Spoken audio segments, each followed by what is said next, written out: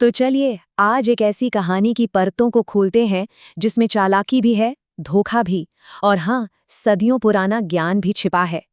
कहानी का नाम है जौहरी, चोर और पारस पत्थर। अच्छा, एक सवाल से शुरुआत करते हैं। सोचिए, अगर किसी को अपनी सबसे कीमती चीज, अपनी सारी दौलत सबके सामने छिपानी हो तो कैसे छिपाएगा? सुनने में अजीब लगता है ना? पर यही सवाल हमारी आज की कहानी का दिल है। तो कहानी का पहला अध्याय हमें मिलवाता है हमारे जौहरी से और उसकी अनोखी साजिश से। मिलिए हिंगू से, जिसके पास एक योजना है, एक अचार वाली योजना। तो कहानी के हीरो हैं हिंगू, एक बहुत ही मशहूर जौहरी। और किस्मत देखिए, उन्हें ब्रिटिश रानी से गहने बनाने का एक ऐसा मौका मिला है जो जिंदगी में एक बार मिलता है। लेकिन एक बहुत बड़ी दिक्कत थी, शहर में चोरों का आतंक था। अब ऐसे में वो अपने कीमती हीरे जवाहरात, पूरी दुकान को यूं ही भगवान भरोसे छोड़कर कैसे जा सकते थे? तो हिंगू ने क्या किया? भाई, दिमाग तो था जौहरी का। उसने एक बड़ी अनोखी तरकीब सोची। एक आचार का मर्तबान लिया, उसे आधा खाली किया और अंदर भर दिए अपने सारे बेशकीमती हीरे। फिर ऊपर से वापस अचार डालकर उसे ढक दिया। उसे लगा, वाह क्या तरकीब है, बिल्कुल अचूक। और बात भी सही है, भला अचार के मर्तबान में हीरे कौन ढूंढने जाएगा? लेकिन इस मर्तबान को कहीं सुरक्षित रखना भी तो था। और तभी उसका दोस्त चूनीलाल आया। हिंगू ने सोचा, इससे महफूज जगह और क्या होगी। जब उसने चूनीलाल से मदद मांगी तो उसने ये जोरदार वादा किया, एक ऐसा वादा जिसने आने वाले धोखे की नींव रख दी। चलिए अब आगे बढ़ते हैं और देखते हैं कि कैसे ये पूरी योजना बिगड़ने लगती है। कहानी का दूसरा हिस्सा, जहां एक अच्छी खासी दोस्ती में खटास आ जाती है। तो वक्त बीता। हिंगू 6 महीने के लिए लंदन चला गया। जब वो लौटा तो सबसे पहला काम उसने यही किया कि चूनीलाल से अपना मर्तबान वापस लिया।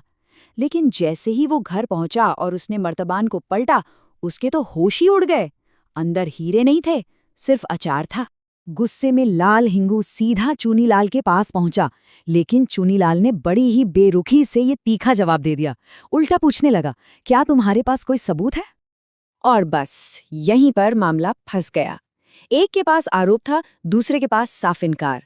ना कोई गवाह, ना कोई सबूत। अब बात राजा के दरबार तक जा पहुंची, जहां एंट्री होती है बीरबल की।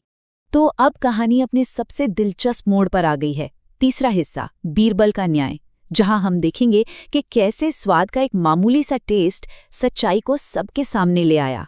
दरबार में सबने हिंगू की बात तो सुनी, पर बिना सबूत के कोई क्या कर सकता था? मामला तो धंस गया था। लेकिन दरबार में बीरबल भी तो थे, और बीरबल इतनी आसानी से हार मानने वालों में से कहाँ थे। उनका तो सिद्धांत ही साफ था कि भाई सबूत नहीं है, इसका मतलब ये तो नहीं कि कुछ हुआ ही नहीं। वो जानते थे सच यहीं कहीं है, बस उसे ढूंढ निकालना है। और फिर बीरबल ने अपना तुरुप का इक्का निकाला। उन्होंने दरबार में शाही बावर्ची बाबा बावर्ची को बुलाने की इजाजत मांगी। सब हैरान थे कि भला एक बावर्ची चोरी का मामला कैसे सुलझा सकता है। और यहीं बीरबल की चतुराई सामने आती है। उनका प्लान बहुत ही सीधा लेकिन उतना ही असरदार था।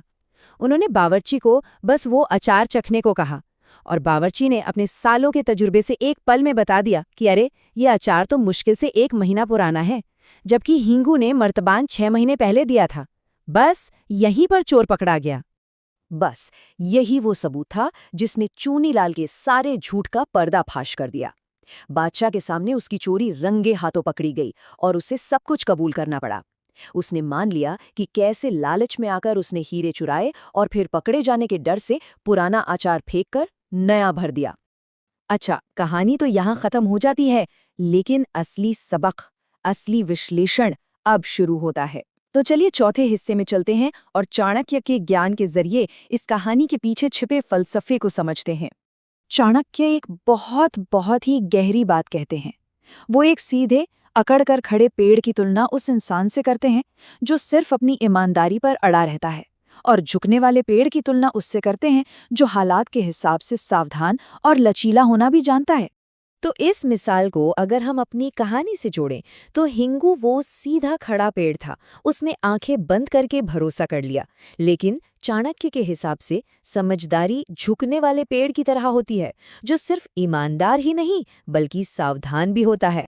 तो इसका मतलब ये नहीं है कि चाणक्य बेईमान होने को कह रहे हैं। बिल्कुल नहीं। वो बात कर रहे हैं प्रैक्टिकल विजडम की, व्यवहारिक ज्ञान की। वो बस इतना कह रहे हैं कि सादगी और सच्चाई की रक्षा के लिए थोड़ी सी सावधानी बहुत जरूरी है। बिल्कुल वैसे ही जैसे मक्खन को खराब होने से बचाने के लिए उसमें थोड़ा सा नमक मिलाना पड़ता है। नमक मक्खन को बिगाड़ता नहीं, उसे बचाता है। चलिए अब इस सबक को एक कदम और आगे लेके चलते हैं, एक इंसान की समझदारी से लेकर पूरे समाज की जिम्मेदारी तक। देखते हैं कि ये दर्शन एक पूरे समाज पर कैसे लागू होता है। चाणक्य यहाँ एक और खूबसूरत मिसाल का इस्तेमाल करते हैं। वो कहते हैं कि अगर राजा एक बीज है तो प्रजा यानी हम सब मिट्टी हैं, और एक बेहतरीन से बेहतरीन बीज भी बंजर जमीन पर नहीं उग सकता। और ये बात कितनी खूबसूरती से ये समझाती है कि एक अच्छे शासन के लिए सिर्फ एक अच्छा शासक ही काफी नहीं है।